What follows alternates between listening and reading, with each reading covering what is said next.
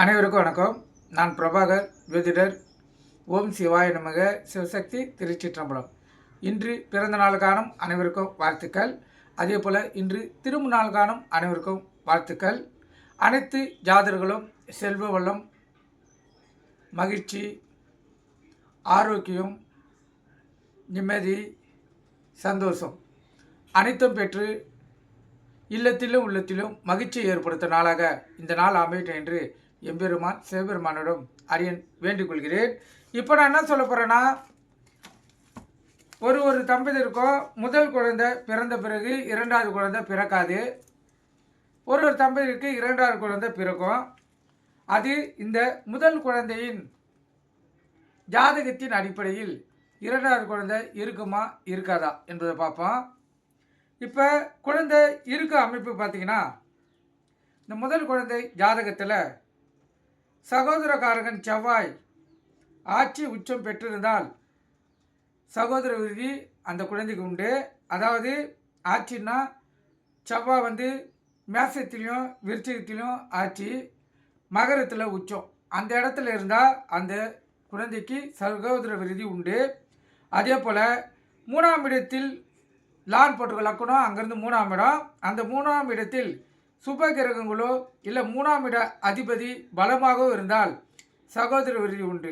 3ஆம் இடத்தில் சுக்கிரன், குரு, சந்திரன், இது போல் சுப வளபெரு சந்திரன், இது போல் கிரகங்கள் இருந்தாலும் இந்த 3ஆம் இடத்து அதிபதி ஆட்சி உச்சம் பலமாக இருந்தாலும் சகோதர விருதி உண்டு. அதே போல் லக்கணத்தில் செவ்வாய் இருந்தால் சகோதர விருதி உண்டு. இப்போ லான் போட்ட லக்கணம் அங்கேருந்து 3, 11ஆம் இடங்கள் அது அதிபதிகள் செவ்வாயும் குருவும் பார்த்தால் சகோதர விருதி உண்டு. கருத்தில் கொள்ளுங்கள். இப்போ சகோதரம் இல்லாத ஜாதக அமைப்பு சொல்கிறேன். செவ்வாய் நீசமாகிவிட்டால் சகோதர விருதி இருக்காது. செவ்வாய் கடகத்தில் நீச்சம். செவ்வாய் லக்கணத்துக்கு 8இல் நின்று விட்டால் அந்த பிறவிக்கு அடுத்த ஆண் வாரிசு பிறக்காது, பிறந்தால் நிலைக்காது, பெண் வாரிசுகள் பிறக்கலாம். 3ஆம் இட அதிபதி நீசமாகி 3ஆம் இடத்தில் ஒரு நீச கிரகம் நின்று செவ்வாய் 6, 8, 12 என்ற துஸ்தானங்களில் இருந்தால் அவங்களுக்கு சகோதர விருதி கிடையாது. அதே போல் செவ்வாய் லக்கணத்துக்கு 8ஆம் இடத்தில் அதிபதியோடு சேர்ந்து விட்டால் சகோதர விருதி கிடையாது. 3ஆம் இடத்தில் செவ்வாய் நின்று கார பாவ நாஸ்தி பின் சகோதரி தோஷத்தை காட்டும். 3ஆம் இட அதிபதி 10ஆம் இடத்தில், அதாவது 3க்கு 8ஆம் இடத்தில் இருந்தால் சகோதரி விருதி அந்த ஜாதகருக்கு கிடையாது. கருத்தில் கொள்ளுங்க. அதே போல்